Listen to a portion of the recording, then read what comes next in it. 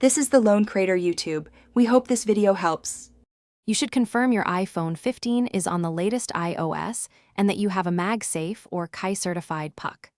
Once done, remove any thick or metal cases so the charger can couple properly. Place the charger on a flat surface and position your phone center over the magnet. You'll feel a snap if using MagSafe. Make sure the charger's cable is plugged into a powered adapter. This ensures stable current and prevents intermittent charging.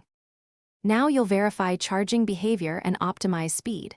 Open Settings, tap Battery, then check charging options like Optimized Battery Charging. Disable Low Power Mode to allow full charging power if you need faster charge. This changes power management. Place the phone precisely on the charger's center and avoid placing it near direct sunlight or hot surfaces because heat throttles wireless power transfer. If you need faster top-ups, consider a higher watt USB-C adapter feeding the wireless puck. Finish by watching the charging indicator and battery percentage for a clear upward trend. This confirms successful wireless charging. If the phone doesn't charge, reseat it and make sure alignment is correct. Sometimes a slight shift restores contact. If that fails, reboot the iPhone to clear temporary software states and test a different MagSafe puck or cable to isolate hardware faults.